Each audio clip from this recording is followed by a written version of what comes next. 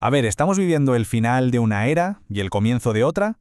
Esa es la gran pregunta. Hoy vamos a meternos de lleno en esto, explorando el análisis de Ray Dalio sobre cómo nacen y mueren los grandes imperios. Y para empezar, hay que plantearse algo fundamental.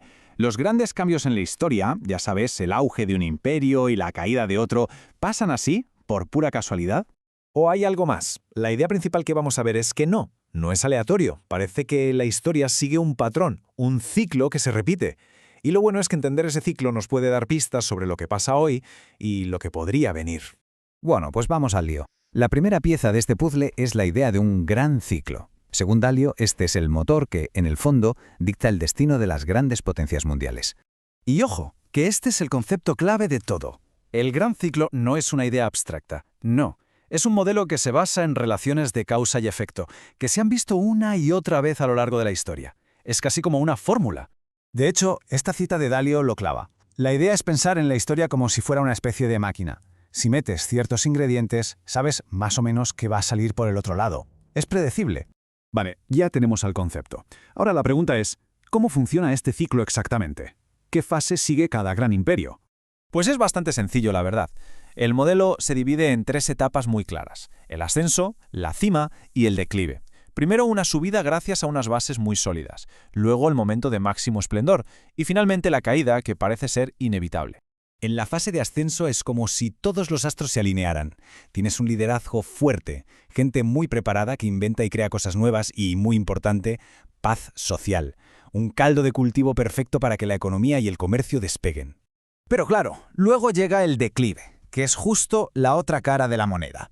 La deuda se va de las manos, los gobiernos empiezan a imprimir dinero como si no hubiera un mañana, la gente se divide, hay muchísima tensión. Y para rematar, aparece un nuevo jugador en el tablero mundial listo para desafiar al líder. Pero bueno, todo esto suena muy teórico, ¿verdad? Pues no lo es. Vamos a ver cómo este patrón encaja perfectamente con imperios reales de la historia. Fijaos en estos 3, el imperio neerlandés sobre el 1650, el británico hacia el 1900 y Estados Unidos a mediados del siglo pasado. Son 3 ejemplos de libro que siguieron este ciclo al dedillo.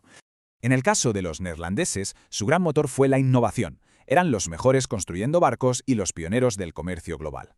¿Qué pasó? Pues que se quedaron sin dinero, perdieron guerras clave y con ello su ventaja competitiva se esfumó.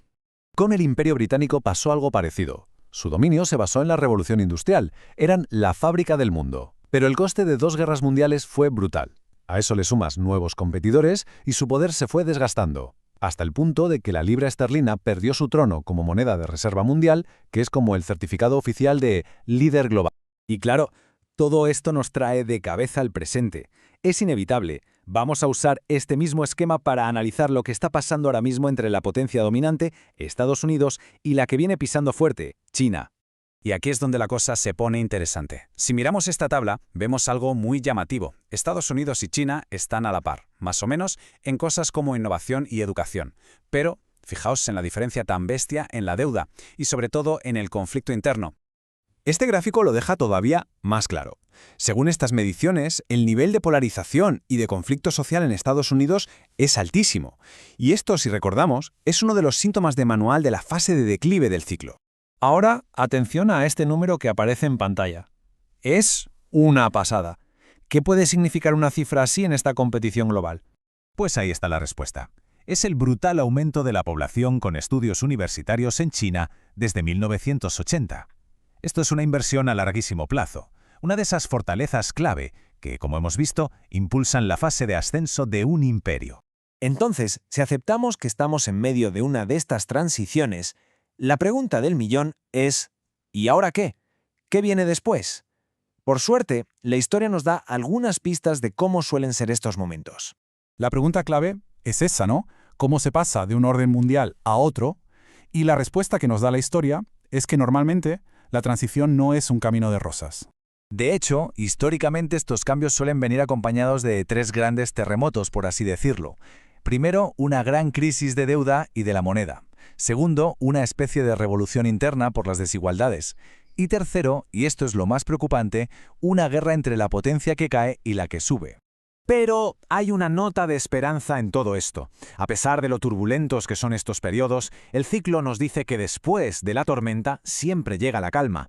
Estas reestructuraciones, que sí son muy duras, al final acaban creando un nuevo orden y sientan las bases para una nueva etapa de paz y prosperidad.